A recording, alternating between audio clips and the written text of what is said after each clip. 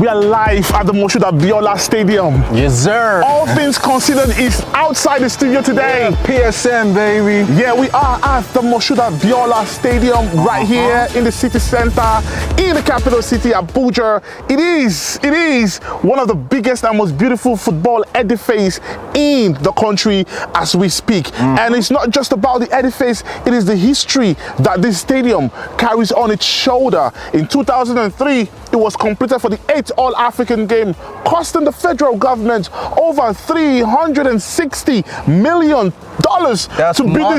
to do this right now. Yeah. And you can see around, it is how many capacity, Margie? Oh, it's got about 60,000 capacity. That's massive. That's FIFA standard, if I may say. Yeah. That's what's up right now. And it's not just about the stadium, it's the memory that this grass has brought to Nigeria. In 2003. Why are you doing the drummer sign? I'm feeling like a superstar right now. You feel like a superstar right now. Bend it like Beckham, man. It's cool. But by the way, this stadium has given us so much memory, so much to think of. Unimaginable pain has come from this stadium. I want to start with the glory first. The first time that Team Nigeria ever topped the table when it comes to the All-African game was from this stadium right here. And when you talk about galaxies of stars assembling on a pitch of play in Africa in 2003, Nigeria versus Brazil was hosted right here, international friendly. We had Rivaldo, we had Ronaldinho on this pitch, as I can tell you. And from the home side, we had JJ Okocha, we had Kanu Nwankwo. Superstars were on this pitch that you see us right here. When you talk about unimaginable hearts that it has brought to us, I remember a couple of months ago, a couple of years ago, Nigeria versus Ghana. It was sad, to be honest. I can't forgive Thomas Partey. No way, right? No way, bro. No way. But we're not talking about the national stadium. We're just telling you what this edifice means to Nigeria right now. And not just that, but all things considered, the PSN Sports Show. I'm the coolest guy in the capital city, and I have my G right here. Paul Igwewaya Elebo, you can call me a Manny.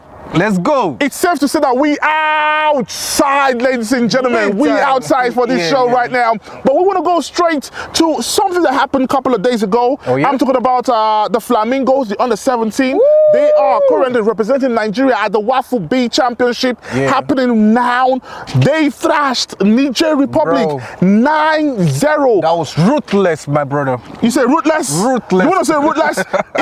in the 17th minutes, or in the 17th minutes, we scored a screamer for over 35 to 40 yards. A screamer that caught the keepers unaware. But by the way, how do you see the Flamingos in this championship? 9-0 pouncing of Niger Republic. What do you have to say? I think that is going to help them build the momentum going forward in the competition. Like with that 9-0, the other opponent, the ops, they're scared. Like these girls ain't playing, man.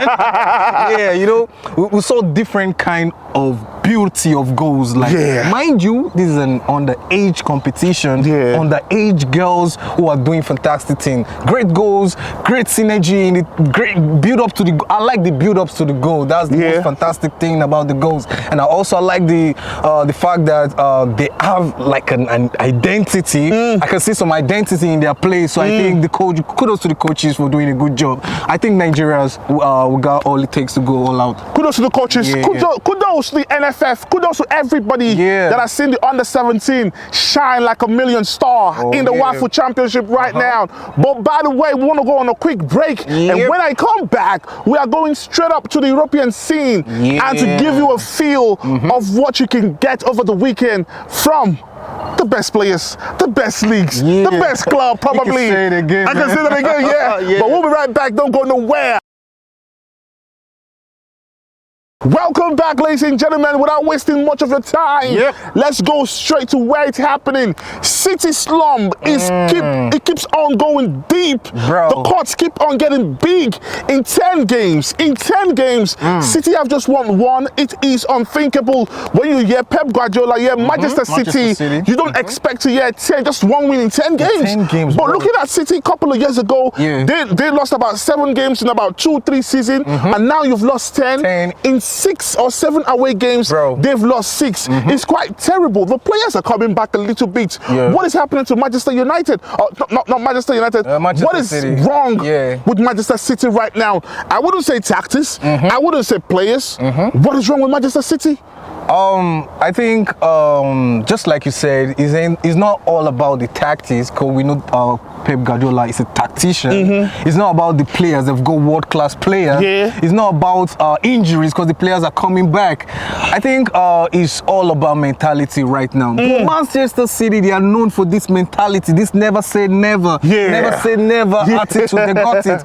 But I don't know what's wrong with Man City this season. We saw them in games that on paper we know Man City will take, like games on paper that Man City will win and you're losing. Games on paper that Man City will win, they'll draw.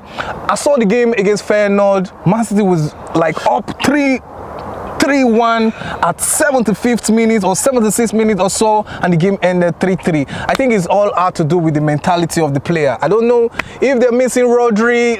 That's not an excuse. They got other fantastic players. They got Gundogan, they got Lewis, they got Kovacic, KDB, all of them right there. I think in all of these, you still can write Pep Guardiola's Man City. Now, I'm not talking about writing Pep Guardiola off, but I just wanted to understand the fact that if you look at the game against Feyenoord, you look at the game against Juventus just over a couple of days ago, you understand that the intensity in Manchester City has dropped a little bit. When I mean intensity, if you look at the second goal scored by Manchester City, scored by Juventus, where were the players? Where were the players? Nobody was there. And the question I was asking was quite simple, that if you lose the ball in your opposition half, you have the right to track back and recoup or recover and block the loophole so that opponent cannot get all those chances to punish you. But when you look at Manchester City these days, in the last 10 games, the moment they lose the ball, the intensity to recover the ball back has dropped so well. And probably it has to do with Rodri not there, shouting and screaming, telling you to come back, and controller of the midfield right now. The midfield has collapsed completely, because if the midfield has collapsed, or if the midfield is collapsed,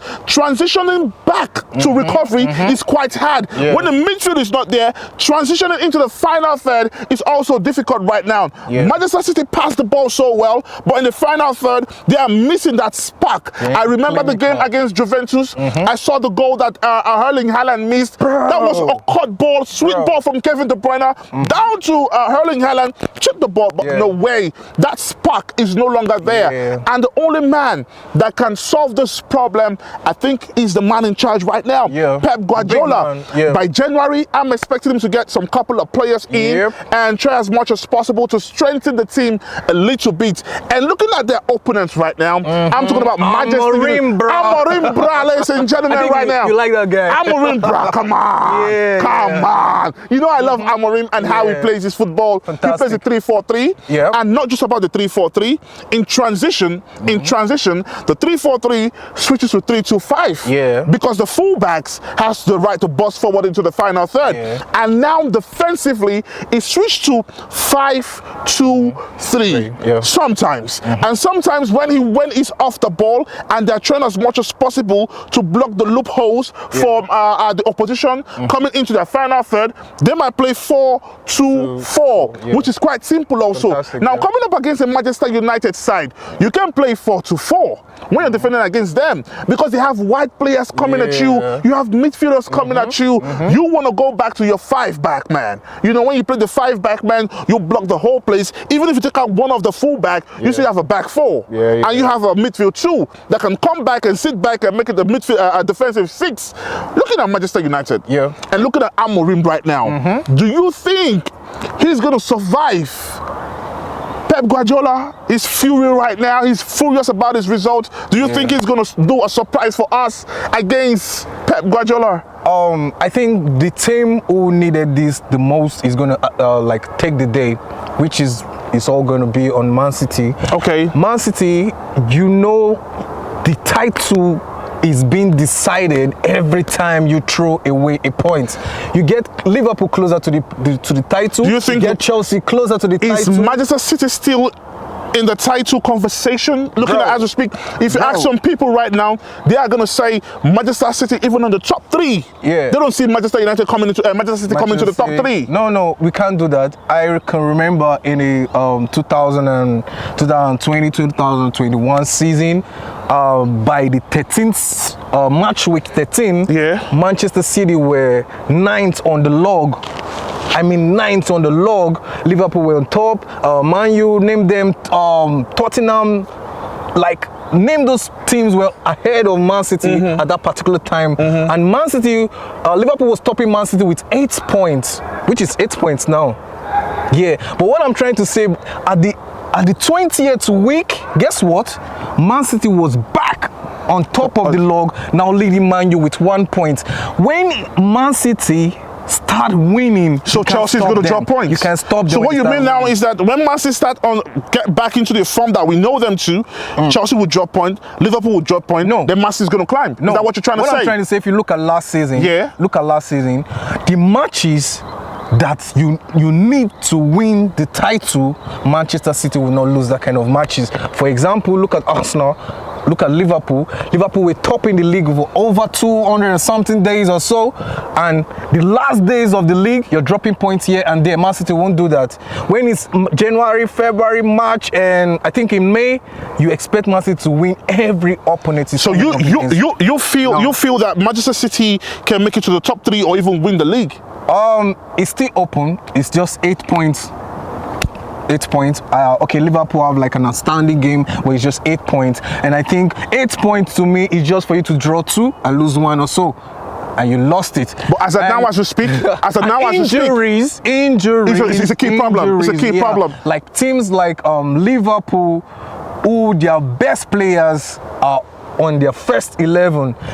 What happens to a Mo Salah when he's injured? A Van Dijk when he's injured. If you look at Mo Salah when he goes to the AFCON, there you go, bro. No, what we're trying to say in essence is that if you look at Liverpool, every time that a player is out or the player comes in, I remember Trent Alexander-Arnold, he was out. Yeah. We had Bradley come in, and he deputized really well. And we've seen it not just in Konate got injured also, and we had a replacement for him come in, and he deputized really well. So when you talk about injuries and talking about Liverpool and the bench, I think they have. Now, if you talk about Mo Salah, Mo Salah getting injured probably and not delivering on the pitch of play, you can bring in somebody, change the formation, tweak it a little bit to try as much as possible to incorporate the guy that you're bringing in. But by the way, ladies and gentlemen, we are not going to call it a wrap right now. We want to go on a quick break, and when we come back, we will give you some in-swingers that you've never seen before. Don't go nowhere. Yo, your phone, what are you about to do right now? Can you imagine what my G's in? Welcome back to the show right now. We're back. Nice one. Even though you kicked the invisible football. That's Shaolin soccer right there. Great one. It's right now time to boom, time to cash out on the show. Ladies and gentlemen, and we had to come here because it's the corner guy. It's the corner man. Not the con man. The corner guy. Come on, man. Well, that's cool, by the way. That's cool, by the way. Now, I want you to just give me one of the game because we're at your favorite spot. This is where one of the places that we'll talk about Arsenal a whole lot. Very wicked from here, Corner FC. Is Arsenal your game today? No. Who's in your game? I think like the whole team, the whole opponent now, their eyes will be on Arsenal. Avoiding corner kicks. They are going to be avoiding corner kicks against Arsenal. So I see less corners in Arsenal matches. Okay. But my first game is going to be the big one right there, the Manchester Derby. That's the big one right there. That's what's up. The game will be at the Etihad. It's going to be a whole lot of fireworks right there, right from the start, the blast of the whistle to the end. It's going to be boom, boom, boom, attacking against defending, back and forth. You know, we have exciting players in the both teams. Like for Manchester United, they have the inform Amad Diallo, fantastic player who love to play in the wings, in the flanks, and all that, causing problems in the flanks and causing corner kicks. In Manchester City, they have the Dokus, they have the Savio, they have the Grealish, so it's going to be wonderful watching this corner kick feast. So my picks for this game is going to be corner kicks over 10.5 corner kicks right there. You can bank on it. Fantastic from my G. I'm talking about Igwe Wire right here. And now I want to go to my next game or the next game for you to cash out right here. It's quite simple. I'm going for the game between Chelsea and Brentford. If you talk about the team that has scored the most goal in the top 5 European league, Chelsea is second, just behind, I think, Barcelona by the way. Barcelona have scored so much goal. Chelsea is right there, but Chelsea score and they concede. If you give me, I go give you. Touch me, I go touch. That's how Chelsea is right now. They give me one, I give you two. It's quite simple. Against Astana, they had no reason, bro, that goal to was consider goal. Bro. No, it was fantastic. But Renato Vega was not closing up on his man. You can give your man 2 yards to think and take a shot in your final third.